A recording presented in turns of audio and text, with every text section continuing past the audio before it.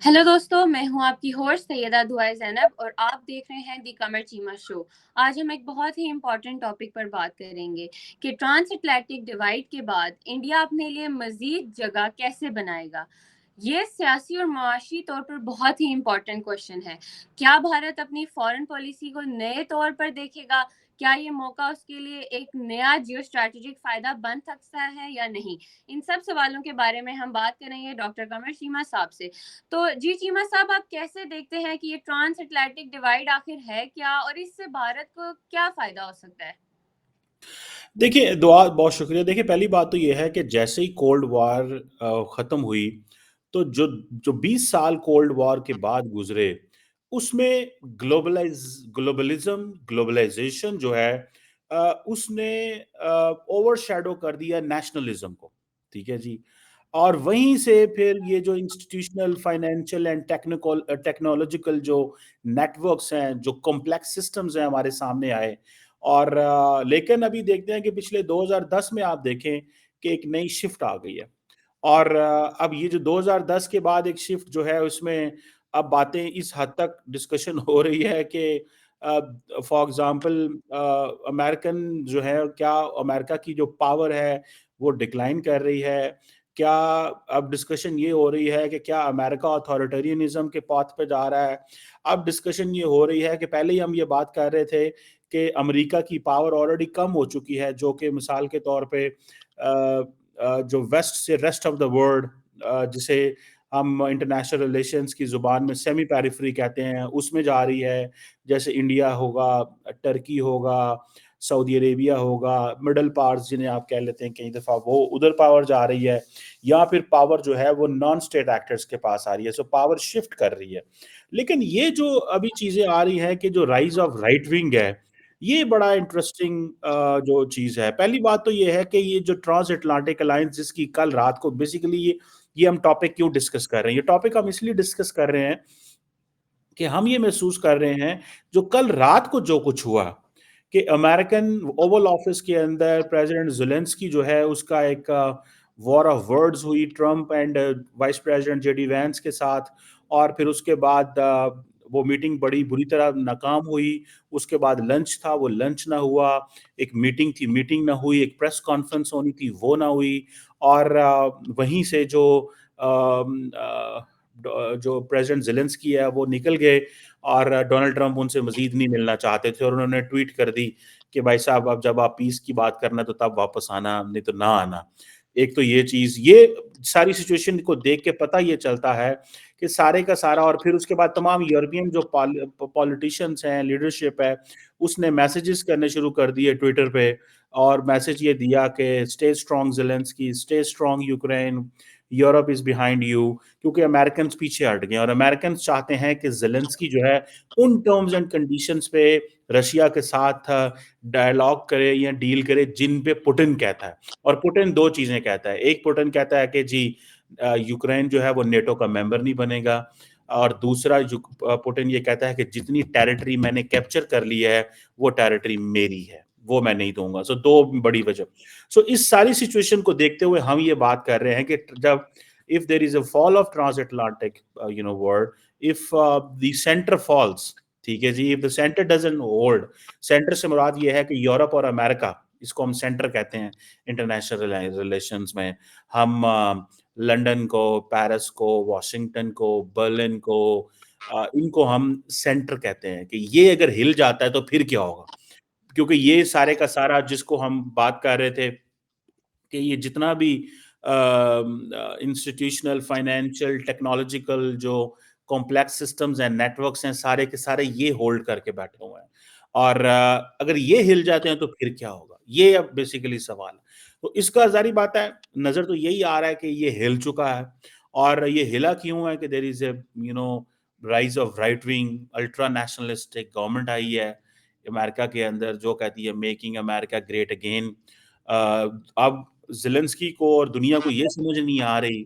देखें, मैं तो आपको ये बताऊँ, ये यहाँ पे पाकिस्तान की बात करनी भी ज़रूरी है कि पाकिस्तान के मिसाइल प्रोग्राम एंड पाकिस्तान का डिफेंस एंड न्यूक्लियर जो प्रोग्राम है, ये कितना इम्पोर्टेंट है हमारे लिए।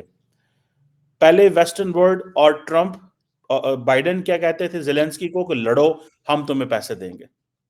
एक नई हुकूमत आई अमेरिका में, उन्होंने कहा हम तुम्हें कोई पैसे नहीं देंगे, तुम इस जंग को बंद करो और पीछे हटो, और जो उसने कहा है। अब ज़ेलेंस्की कहता है कि आप कैसे लोग हैं कि आप पहले मुझे कहते थे लड़ो, अब मुझे कहते हैं कि अब मैं नहीं लड़ना चाहता, मुझे कहते हो सरेंडर कर दो। ये किस तरह की बात है? और डिप्लोमेसी करो। डिप्लोमेसी क्या करूं? वो मेरे से बात करता है, मेरे से डायलॉग करता है, मेरे से एग्रीमेंट करता है, और मुझे वो उसके बाद वो मानता भी नहीं, और उसका जो दिल करता करता है। और आप पैसे देते हो, वेपन देते हो, और बाद में अपनी पॉलिसी चेंज कर लेते हो और कहते हो पीछे हट जाओ। सो मुझे ऐसा लगता है कि ये बेसिकली एक पूरे के पूरे यूरोप के अंदर तो पैनिक है ही है। मैं देख रहा था कि यही वजह है कि बर्तानिया जो है वो भी एक यूक्रेन के ऊपर कॉन्फ्रेंस करने लगा है, जिसपे वो नई प्लेजेस जो हैं वो लेंगे दुनिया से कि भाई हम यूक्रेन के लिए क्या करेंगे अगर अमेरिका पीछे हट जाए, क्योंकि अमेरिकन तो किसी को माफ नहीं कर रहे। इवन के केयर स्टारमर बर्तानिया के जो वजीर आजम व्हाइट हाउस गए, तो उन्होंने जाते ही कहा कि जेडी वैंस वाइस प्रेसिडेंट ने कहा कि बर्तानिया के अंदर जो है वो फ्रीडम ऑफ स्पीच के ऊपर जो है वो कदगने लगी हुई हैं। इंडिविजुअल्स के राइट जो हैं वो कॉम्प्रोमाइज हो रहे हैं, और जब वहां पे राइट कॉम्प्रोमाइज होते हैं तो अमेरिकन टेक कंपनीज जो है अमेरिका के अंदर, उनके राइट्स कॉम्प्रोमाइज होते हैं, तो दैट बाय एक्सटेंशन अमेरिकन लोगों के राइट्स कॉम्प्रोमाइज होते हैं। तो उसके ऊपर हम बात करेंगे। तो केयर स्टार्मर ने उनको कह दिया कि भाई हमारी फ्रीडम ऑफ स्पीच है, फ्रीडम ऑफ एक्सप्रेशन है, और हमें उस पर बड़ा प्राउड है, और हमें ना बताएं कि हमने क्या करना है। सो अमेरिका और इंग्लैंड के हालात देखें, अमेरिका कनाडा के हालात देखें, जहां पे कनाडा को ये कहा जा रहा है कि आप जो फाइव आइज इंटेलिजेंस अलायंस है उससे में हम आपको निकाल रहे हैं। कल आज वो कनाडा को निकालते हैं, कल को वो ऑस्ट्रेलिया को निकाल देते हैं, परसों वो बर्तानिया को निकाल देते हैं, तो देन व्हाट? किस तरह का जो इंटरनेशनल सिस्टम वो सामने आ रहा है? फॉर एग्जांपल, अभी कल आपने देखा होगा कि जो ईयू प्रेसिडेंट है वो इंडिया आई थी। ईयू कमीशन की जो प्रेसिडेंट है, और वो फ्री ट्रेड डील करने आ रही है, कर रही हैं, और अभी मुलाकात हुई है 10 से 12 14 मार्च को ब्रसल्स में दोबारा मीटिंग हो रही है। और किस चीज पे? Free trade agreement. EU and India want a free trade agreement. और ईयू कहता है कि हमारी गाड़ियां खरीदो, हमारे अल्कोहलिक बेवरेजेस खरीदो, हमारी डेयरी प्रोडक्ट्स खरीदो। ये सारी चीजें 137 अरब डॉलर की बायलैटरल ट्रेड है between India and European union. तो वो कहते हैं भाई हमें तो ये चीजें करनी है। तो हम अमेरिका को छोड़ के, जो 440 करोड़ की आबादी है, वहां से छोड़ के हम जो है वो 140 करोड़ आबादी के मुल्क चले जाते हैं। आप रहने दें, आप हम आपसे बात नहीं करते। मतलब दिस इज व्हाट ये सिचुएशन है। तो इस सिचुएशन में जब ट्रांस अटलांटिक अलायंस नई चीज कर रहा है, तो who is going to take power? कौन है? देखिए जारी बात है, सबसे पहले जो बड़ा इसका जो पोटेंशियल बेनिफिशियरी जो है, वो जारी बात है, मैं जिसको देखता हूं, मैं इंडिया को देखता हूं बड़ा पोटेंशियल बेनिफिशियरी। क्योंकि इंडिया इज एक्सेप्टेबल टू किसको? रशिया को। अब अमेरिकन हुकूमत ऐसी आई है जो कि इंडिया को प्रेशराइज नहीं करेगी कि तुम रशिया से तेल मत खरीदो, नहीं प्रेशराइज करेगी। पिछली हुकूमतें प्रेशराइज कर रही थी, एक सिचुएशन थी। रशिया, इंडिया जो है उसके रशिया से भी ताल्लुकात अच्छे हैं। ईयू आके कह गई है कि जी आपकी डेमोक्रेसी बहुत अच्छी है, आप एक डेमोक्रेटिक नेशन है, हमें आप पे बड़ा फख्र है। गो कि लिबरल डेमोक्रेसी जो है वो इस पे कॉम्प्रोमाइज है, वो कहती नहीं है, ऐसी बात नहीं, इंडिया एक इलेक्टोरल ऑटोक्रेसी। आप अमेरिका को चले जाएं, वो भी काम करना चाहता है। आप इंग्लैंड को देखें, यूके, वो भी फ्री ट्रेड एग्रीमेंट इंडिया के साथ चाहता है। यूएस फ्री ट्रेड एग्रीमेंट तो नहीं चाहता, लेकिन उसके और मसले हैं, वो चाहता है कि टैरिफ्स कम करें।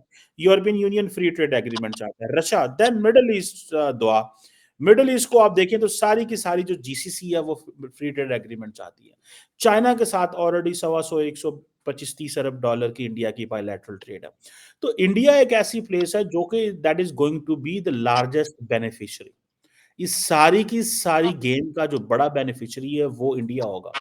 किस हवाले से? इकोनॉमिक हवाले से। ठीक है जी। In terms of political, diplomatic and militarily नहीं इतना कम फायदेमंद होगा इंडिया। उसकी वजह क्या है कि क्या एक जो ये India being a middle power, इसको ये एडवांटेज तो है, कभी ये रशिया के पलड़े में चला जाएगा, कभी अमेरिका के पलड़े में चला जाएगा, तो इतना तो ये फायदा हो सकता है, लेकिन सिंगल हैंडेडली ये अकेला गेम नहीं। सकता है। सिंगल हैंडेडली जैसे ये जो ग्लोबल साउथ की बात करते हैं उसको जो है वो उठा नहीं सकता और उसका लीडर नहीं बन सकता। डिप्लोमैटिकली कितने कुछ जोगे होंगे, ऑब्वियसली इट ऑल डिपेंड्स के इनके कितने बड़े एजेंडा है। इनका एजेंडा सिर्फ और सिर्फ अभी तक वो जिसे कहते हैं ना नेबरहुड फर्स्ट पॉलिसी है। तो नेबरहुड फर्स्ट पॉलिसी में वो अपने आप को इसमें एंगेज करना चाहते हैं कि नेबरहुड फर्स्ट, वो इससे ज्यादा and militarily they are completely dependent अभी भी वेस्टर्न मिलिट्री जो हार्डवेयर है उसके ऊपर डिपेंडेंट है। So India economically dependent independent होगा, क्योंकि ये जो ट्रम्प ने टैरिफ वॉर्स शुरू की हैं बेसिकली इसका फायदा होगा। हाँ, पॉलिटिकली रशिया को फायदा होगा, चाइना को फायदा होगा, बाय एक्सटेंशन इंडिया को भी फायदा होगा, बिकॉज ब्रिक्स एंड एससीओ जैसे प्लेटफॉर्म जो है इंडिया ऑलरेडी वहां पे बड़ा मेजर रोल प्ले कर रहा है। और ब्रिक्स एंड एससीओ आपको पता है already they are anti west जो जिसे कहते हैं ना ग्रुप्स हैं, जहाँ पे सारी की सारी डिस्कशन हो रही है। सो अगर आप ये देखें तो जो जैसे मैंने कहा इकोनॉमिकली इंडिया को बहुत एडवांटेज है। हर मुल्क इंडिया के साथ फ्री ट्रेड एग्रीमेंट करना चाहता है। उसकी वजह यह है कि इंडिया मार्केट बड़ी है, उसकी वजह यह है कि इंडिया की बाइंग कैपेसिटी ठीक है, उसकी वजह यह है कि इंडिया के साथ वो समझते हैं कि एज ए न्यू मार्केट है तो हमें काम करना आसान है। और ये उनको चैलेंजेस एडवांटेजेस हैं। लेकिन जैसे मैंने आपको बताया पॉलिटिकली जो अथॉरिटेरियन पावर्स हैं रशिया एंड चाइना उनको एडवांटेज होगा, क्योंकि उनका इन्फ्लुएंस जो है ईस्टर्न यूरोप में, बाल्कन्स में, इन एरियाज में जो है। चाइना जो है वो जारी बात है वो लार्जली सिर्फ अपनी इकोनॉमी को फोकस करेगा, वो इस चीज़ों को फोकस जो है वो नहीं करेगा। इसका एक ये भी हो सकता है कि जितनी बड़ी ट्रांस अटलांटिक अलायंस टूटता है तो टेररिस्ट ऑर्गेनाइजेशन, साइबर क्रिमिनल्स जो हैं इनको एक यूनाइटेड कोहेरेंट रिस्पॉन्स नहीं जाएगा, एक इंडिविजुअलिस्टिक रिस्पॉन्स जाएगा। यूरोप अपना रिस्पॉन्स देगा, अमेरिका अपना रिस्पॉन्स देगा, चाइना अपना रिस्पॉन्स देगा। मतलब एक लार्जर डायलॉग करना पड़ेगा, लार्जर एक चीजें होंगी। Then there will be rise of middle powers, ठीक है। सऊदी अरेबिया जो है वो अपनी बात करेगा, टर्की अपनी करेगा, ईरान अपनी प्रॉक्सीज करेगा। एक यूरोपियन इन्फ्लुएंस जो है वो अमेरिका का यूरोप के ऊपर जो इन्फ्लुएंस है वो कमजोर होगा। लैटिन अमेरिका के अंदर गो के अमेरिकन वो जिसे कहते हैं ना कर रहे हैं, लेकिन it will take a lot of time. So जिसे वो कहते हैं ना ये चीजें हैं, ठीक है। So it's something very very एक अजीब किस्म की सिचुएशन सामने आएगी। और जिसे कहते हैं ना this is something very interesting frankly speaking. मुझे तो ये बड़ा एक इंटरेस्टिंग सारे का सारा सिनेरियो। तो चीमा साहब जैसे आपने बताया कि ऑब्वियसली भारत किस तरह से अपनी पार्टनरशिप्स को डाइवर्सिफाई कर रहा है और इस तरह से उसको इस सब के बाद भी स्पेस मिलेगी, तो आपको क्या लगता है कि भारत का भी क्वाड में शामिल होना एक सही फैसला है इस टाइम पे? देखिए क्वाड में तो पहले ही है भारत और जी। शामिल है, लेकिन हाँ जी। सवाल ये है कि क्या, मिसाल के तौर पर कल अगले दिन जब British prime minister care Starmer Trump से मिल रहे थे तो एक सहाफी ने सवाल किया कि ऑकस को भी डिस्कस करेंगे। तो ट्रम्प ने कहा ऑकस क्या है? That is Australia UK US alliance है, जो that is a military alliance because quad is not a security alliance. तो उन्होंने क्या किया, उन्होंने कहा ये ऑकस क्या है? तो ना उसको ऑकस का पता है, ना उसको क्वाड का पता है, और ना ही वो इंटरेस्टेड है इन चीजों में।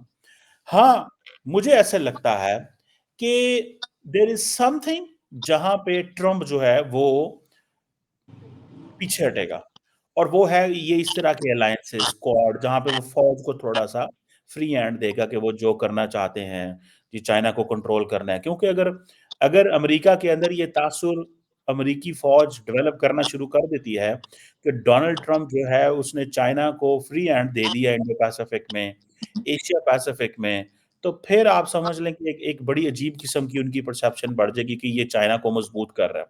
एक बात सो क्वाड जो है ना, क्वाड ये अमेरिकन मिलिट्री का एक कंपोनेंट रह जाएगा, वो इसको देखेंगे। पॉलिटिकली डिप्लोमेटिकली मुझे नहीं लगता है इसको लंबी चौड़ी इमीडिएटली इसको सपोर्ट मिलेगी। ऑल दो right after Marco Rubio took an oath, he had a first meeting with the Quad leaders. It means that was China centric meeting थी। लेकिन ये एक डिपेंड करता है। सो लेकिन क्या आप देखना ये क्वाड की किस तरह की शक्ल बनानी है, where America is not able to provide securities to the European Union or to Ukraine, क्या अमेरिकन इंडिया को कुछ सिक्योरिटी देंगे अगेंस्ट चाइना? जापान को सिक्योरिटीज देंगे अगेंस्ट चाइना? ऑस्ट्रेलिया को सिक्योरिटीज देंगे अगेंस्ट चाइना? सवाल ही पैदा नहीं। सो मुझे लगता है कि जो क्वाड का जो स्पिरिट है, जिसको ओबामा एंड बाइडेन चाहते थे कि वो इम्प्लीमेंट हो या वो उसको हो, वो स्पिरिट नहीं रहेगा। मेरी एक ही ऑब्जर्वेशन है इस हवाले से। सो इट मींस कि Quad is not going to be a successful platform. और this is something which is very interesting by the way. Let's see इसमें ये हाउ इट गोस। जी।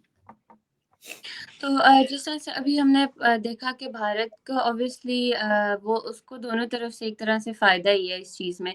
तो आपको क्या लगता है कि भारत को अपनी जैसे स्ट्रैटेजिक ऑटोनॉमी को बनाए रखने के लिए मतलब क्या चैलेंजेस फेस करने पड़ेंगे, या फिर अपनी फॉरेन पॉलिसी को डाइवर्सिफ़ाई करने के लिए, या पार्टनरशिप्स जो उसकी हैं उनको जो जिस तरह वो डाइवर्सिफ़ाई कर रहा है, तो उसको क्या चैलेंजेस फेस करने पड़ेंगे?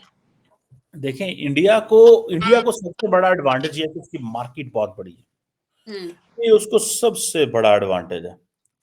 उसकी यस। मार्केट बहुत बड़ी है। सो वो अपने आप को जितना मर्जी डाइवर्सिफाई करना चाहे कर सके। आप देखें, बड़े ब्लॉक कौन से हैं? आपके पास आसियान, हुँ, आपका जो जीसीसी, जीसीसी। अफ्रीकन यूनियन, जी, ठीक है जी, यूरोपियन यूनियन, ठीक है जी, जी, ऑस्ट्रेलिया, ऑस्ट्रेलिया। ठीक है जी, ये अगर एज अ कॉन्टिनेंट आप ले लें। हुँ, उसके बाद लैटिन अमेरिका में ज़ाहिर बात है उस तरह वो कम हैं, लेकिन फिर भी मुझे बताएं, ASEAN, GCC, African union, European union और ऑस्ट्रेलिया, किसके साथ इंडिया के ताल्लुकात कमजोर हैं?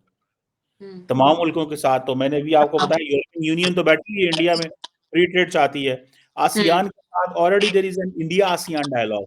यस। जीसीसी के साथ there is an India GCC dialogue. हुँ, अफ्रीका के साथ there is an India Africa dialogue. तो पीछे रह कौन गया? तो वो अपने आप को डाइवर्सिफाई जो है वो करेंगे, वो कर रहे हैं। और वो लगेंगे। मुझे नहीं लगता कि जैसे कहते हैं ना, ये इसमें कोई उनके लिए मुश्किल होगी इन टर्म्स ऑफ हुँ, डाइवर्सिफिकेशन जो है। हुँ, डाइवर्सिफिकेशन में कोई मुश्किल होगी, मुझे नहीं लगता। हुँ, हाँ, ये सवाल ये है कि जैसे मिसाल के तौर पे ट्रम्प ने कहा कि मैं ब्रिक्स को कहूँगा कि वो करेंसी ना बनाए।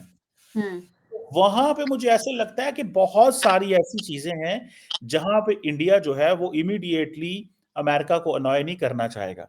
लेकिन हुँ, वो रशिया और चाइना से पीछे भी नहीं हटना चाहेगा। नहीं हटना चाहिए। कारोबार बहुत ज़्यादा फैले हुए हैं। अरबों डॉलर का तेल इंपोर्ट करता है रशिया से, अरबों डॉलर की बायलैटरल ट्रेड करता है चाइना के साथ। तो वो कभी भी इस पे कॉम्प्रोमाइज़ नहीं करेंगे अपनी डाइवर्सिफिकेशन पे। आप तो देखें, India's policy used to be non alignment.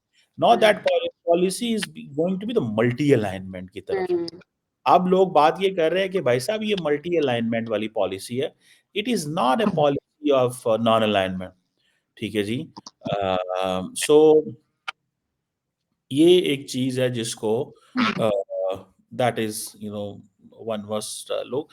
सो मुझे ऐसा लगता है कि दिस इज़ ये डाइवर्सिफिकेशन जो है इट इज़ देयर। हुँ, ये जो हुँ, डाइवर्सिफिकेशन जो है उसकी वो है और ये रहेगी मेरा ख़्याल से। सो लेट्स सी इसमें हुँ। क्या होता है। सर आपसे एक लास्ट क्वेश्चन जो मैं करना चाहती हूँ ये है कि साउथ एशियन रीजन पर आपके ख्याल में इसका ओवरऑल रीजन पे इंडिया के मतलब इंडिया के अलावा स्पेसिफिकली पाकिस्तान पे चाइना के पर्सपेक्टिव से आपके ख्याल में क्या असर हो सकता है इसका? देखिए, ये in terms of trans Atlantic alliance अगर फॉल करता है, तो चाइना जी, एक बड़ी पावर के तौर पे इमर्ज करेगा। लेकिन मैं जी। चाइना के इस बिहेवियर से खुश नहीं हूँ, पूछें क्यों? हुँ, चाइनीज़ जो है वो रिलक्टेंट पावर है, ठीक है? एग्ज़ैक्टली। वो रिलक्टेंट है, they don't want to intervene, they don't want to engage, they don't want to come up with their own वो अपने चैलेंजेस उस तरह नहीं फाइनेंस लेके, पता हुँ, नहीं मुझे समझ नहीं है, उनका मिज़ाज क्या है, उनकी सोच क्या है? मतलब ये एक बड़ी अजीब किस्म की उनकी उनकी पोज़ीशन है। तो ये एक जिसे कहते हैं ना, I am unable to understand this, उनका ये हुँ, माइंडसेट, ये सोच। सो चाइना एक बड़ा प्लेयर के तौर पे इमर्ज कर सकता है, लेकिन चाइना क्या करता है कि China is giving more space to India to expand politically and hmm, diplomatically. वो कि अभी इंडिया उतना ज़्यादा इकोनॉमिकली एक्सपैंड नहीं कर रहा, जितना चाइना है। चाइना इंडिया का टोटल ग्लोबल जो इंडस्ट्रियल प्रोडक्शन में आई थिंक 2% का कितनी उसका रोल है। अमेरिका का, चाइना का 33% के करीब रोल है। सो वो उतना नहीं है उसका रोल, लेकिन फिर भी वो अपने डिप्लोमैटिक एंड पॉलिटिकल मसल्स को ज़्यादा फ्लेक्स करते रहते हैं। हम्म। नो, चाइनीज़ की तरह नहीं है। वो समझते हैं कि जितना हम चीज़ें अपनी पावर हासिल कर रहे हैं, उसको साथ-साथ एक्सरसाइज़ भी करते जाओ। चाइनीज़ अपनी पावर वो समझते हैं कि हमें there should be come a time जब हम, वो जिसे कहते हैं ना, पूरी तरह जब सन्नाटा हो जाएगा दुनिया में, तो हम फिर हम्म। तब आएँगे। इंडियंस का नहीं है। इंडियंस थोड़ा-सा एक तो वेस्टर्न वर्ल्ड से सपोर्ट भी लेते हैं, वेस्टर्न हम्म। वर्ल्ड की थप्पी भी लेते हैं कि जब वो समझते हैं कि हाँ, हमें मिल के जो काम है वो करना चाहिए, और वो अमेरिका से जो उनके ताल्लुकात हैं उसका फ़ायदा उठाते हुए जीसीसी के करीब होते हैं, अफ्रीका के करीब होते हैं, ईस्ट एशिया में हम्म। जाते हैं और लैटिन अमेरिका में जाते हैं। सो इंडियंस प्ले डिफरेंटली। बहरहाल मुझे ऐसे लगता है कि India will be the largest beneficiary of this alliance because of if the transatlantic alliance falls, if the center falls, India will be the largest beneficiary because उनको मार्केट चाहिए, क्योंकि yes. ये सारे, अभी देखें recently French president Emmanuel Macron is interested to buy military hardware from India. Why? India. Because वो कहते हैं कि हमें फ्रंट लाइन स्टेट्स को जो रशिया से लड़ेंगी उनको देना पड़ेगा। बिकॉज़ इंडिया जब ये कहता है कि हम आत्मनिर्भर भारत की बात करते हैं, कि हमने इंडिजिनस मिलिट्री हार्डवेयर की प्रोडक्शन की बात करनी है, गो के उसमें उनकी अपनी लीडरशिप ये कहती है कि बड़ा मुश्किल काम है, इंडियन एयर चीफ भी क्रिटिसाइज़ करते हैं गवर्नमेंट को, so on and so forth. लेकिन even then it is taking they are taking baby steps, कि at the end of the day हम इस पोजीशन में आ जाएँगे कि आज से 5 साल बाद, 10 साल बाद हम वेस्टर्न वर्ल्ड को भी इक्विपमेंट बेचेंगे, वेपन बेचेंगे। क्यों? क्योंकि वेस्टर्न वर्ल्ड के लिए सप्लाई चेन बड़ा मुश्किल काम है। वो अपने लिए वेपन बनाएँ, वो एक्सपोर्ट करें, वो क्या करें? तो कल को जंग होती है, जैसे अभी यूक्रेन की जो जंग हुई है, तो अमेरिकन्स बहुत सारा असला जो है वो पाकिस्तान और इंडिया से भी खरीद रहे थे। और वो क्यों खरीद रहे थे? सो दैट हम चीप असला यूक्रेन को दे सकें कि वो रशिया से लड़े। अदरवाइज़ वही असला अगर अमेरिका में बनेगा, वही असला यूरोप में बनेगा, तो it will be more costly. So hmm. That's how I call that they are going to be more you know. जी। ठीक है सर, बहुत शुक्रिया आपका। तो दोस्तों, हमने देखा कि किस तरह ट्रांसअटलांटिक डिवाइड दुनिया की सियासी मंजर को बदलने वाला है और इससे किस तरह भारत को भारत इसका सबसे ज़्यादा बेनिफिशियरी है इस ट्रांसअटलांटिक डिवाइड अगर फॉल होता है तो। तो सवालात तो बहुत हैं लेकिन जवाब ऑब्वियसली हमें वक्त के साथ पता चलेंगे और ये सिर्फ एक फॉरेन पॉलिसी का मसला नहीं है, बल्कि पूरी दुनिया की माशी और सियासी मुस्तकिल का भी एक बहुत इंपॉर्टेंट हिस्सा है। तो हमारे साथ रहिए, फिर मिलेंगे एक नए टॉपिक के साथ नए एपिसोड में। Take care.